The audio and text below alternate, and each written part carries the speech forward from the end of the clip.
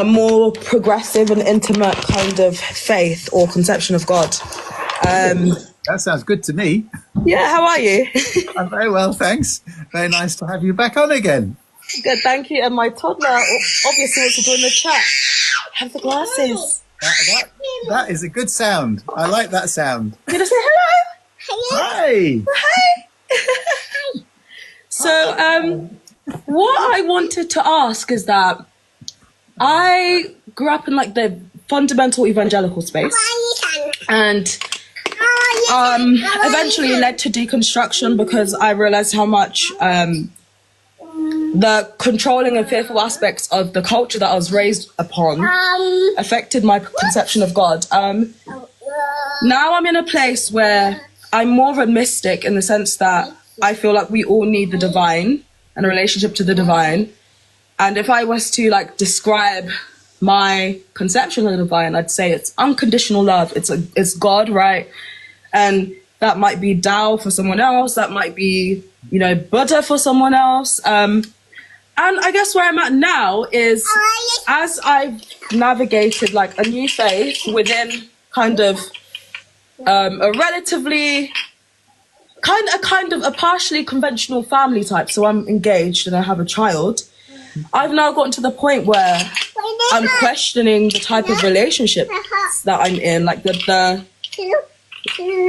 monogamy versus polyamory and the variation of, let's say, relationships, which is quite a deviation from, religious school of thoughts, especially the one I've come up with. And I just wanted to hear your thoughts, because do you think that there is like one, there's like one type that works or that doesn't work? Like, this is quite a loaded question, but I wanted to see if you see this as like something that is more like the pursuit of, let's say, something less traditional is something solely driven by hedonism, or can it be driven by, spirituality and a higher level of it? Well, that's a lot. That's what you call a fastball. Yeah, sorry if I lost you, but it's a very much present thing. But it was certainly an unexpected end from the beginning. And before I answer it, I better check if my wife's listening, I suppose. Oh, great, fab! Hi. Oh dear. Well, the first thing to say is I was talking to my sons actually about monotheism, because I think monotheism is a big problem, and the Christian church and the Abrahamic religions obviously have spawned that across the world, but it's caused enormous division, argument, conflict, even war, and the worst, because the idea that there is only one, whatever that only one is, and that everybody has to do what this only one is. The minute you've got that as a concept, it's going to rend the world apart, which it's done. So the polytheism that existed before that was much more gentle, much more respectful, and much more syncretistic. You could actually, in a sense, build community and international relations and intercommunal relations in a much more holistic and integrated way in polytheism, but you can't in monotheism. So I think that's an interesting concept. What are the implications of monotheism in all the aspects of the way we engage with life and our own choices? In terms of personal relationships, and the concept of monogamy or polygamy or polyamory or whatever all the different alternatives there are, I think the million-dollar thing, which has to be applied in a sense in all forms of believing and choosing and in interacting, is what's taking place in a choice that's being made, and what are the consequences, not just for the people involved, but for everybody that could be affected by the choice that's being made. I like that.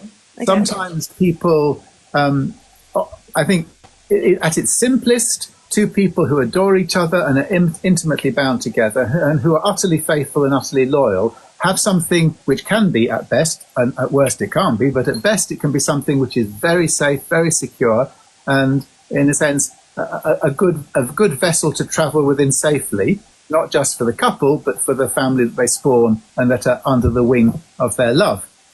The minute that is extended, many other factors, psychologically, emotionally, and relationally, and consequentially, are entered. And that the coping with that, the handling of that, the implication of that, and the knowledge of all the people involved of all of those things becomes much more politicized and much more difficult. Absolutely. That's been my experience, yeah. That's I think, where the problems set in. Okay. And the sense in which you can be assured of each person's total, in a sense, knowledge and dignity and agreement and lack of coercion, safety, well-being, become strained, compromised, and perhaps endangered. And that's the problem, I think. Wow. Yeah, I really get that. I really find your links like really interesting between monotheism and polytheism, because I find that conversation is quite polarized, you know, across the board when it comes to translating it to personal relationships, because it's either black and white, like, and like you acknowledged, it works or it doesn't work, you know, monogamous relationship, faithful, you know, the highest ideal in that respect. Or in the polyamory aspect of things, it's like, it's hedonism and just that. So I think it's good to establish kind of the base layer of what you said, like the fact that every choice has a consequence, and then when you extend that choice and add people into it, it's a lot more complicated. Much more complicated. I don't think that sort of debars it, but I think it makes it a much higher threshold to be able to achieve. But then again, one's got in the realistic world to say that there are some beautiful examples of the most wonderful, life-giving monogamous relationships, and there are also some absolute catastrophic examples of monogamous relationships, and therefore one can't exclude the experimentation with alternatives, because even though those experiments may fail on some quarters, it's clear that monogamous examples also fail on some quarters. So one's got to sort of look across the board to try and look at each and to see what are the pros, the cons, the benefits, the disadvantages, and to see what the ultimate to come to a test of what the well-being level is, the temperature of each particular example.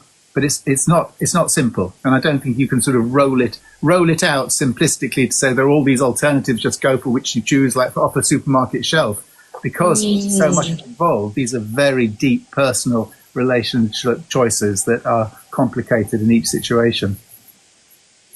Wow, so this is great. Sorry, I'm taking you in. I'm like, this is really grounded and holistic. Thank you so much.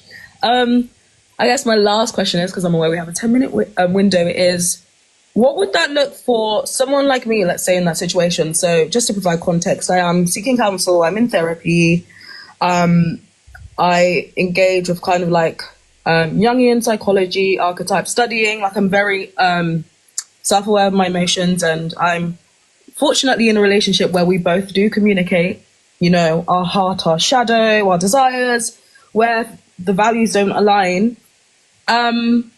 Like what practical kind of tips would you give to one who may be exploring or transitioning from more of like a monotheistic worldview, because we both were, to like a polytheistic worldview, which we both are, like, and then, yeah, sorry, it's very loaded. But what practical advice would you give? Yeah. So you'd left that with that was just a religious question. Is that where you're leaving it, or were you associating the polytheistic exploration with a relational consequence of that? Relationship. Sorry, my sister's commenting. It's making me laugh. Both, I guess. Like, because obviously we've acknowledged they go hand in hand. I wasn't really aware of that, but I can see how I've embraced a more polytheistic kind of approach to the divine, but also that's translated into reality. I understand. Yeah. So I guess both, like, say. Oh no! For me, it happened. Okay, there you are. It happened. Vanessa, The mods have said we've had our 10 minutes, so whether that whether that lets me off the hook, I don't know. But I'm not dodging the question. You can come on. That's fine. Well, you said a lot already, and I'll honour your time. I'm come sure on again and have another 10 minutes on another evening with pleasure. All right, fab. Lovely to talk with you again. It's lovely to talk with you. And also, can I say, I have got such admiration for somebody who can be having a serious, deep conversation, coping with their baby, making all the wonderful noises that your little wonder is making. Thank you. It also happens that I'm 6 months pregnant too. So look, just don't just blow my mind. You are Thank you so much. A superwoman. Yeah, exactly. Thank you so much. I will let the next person go. Lots of love. Thank you so much. To you. Bless your family. Thank you. Care. You too. Bye.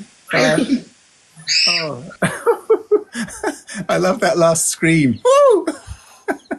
I loved all the screams. I just think it's wonderful when guests come on and you hear the children in the background. I just love it. One's escaped, Tara, so there's just one now. So we might even get 6.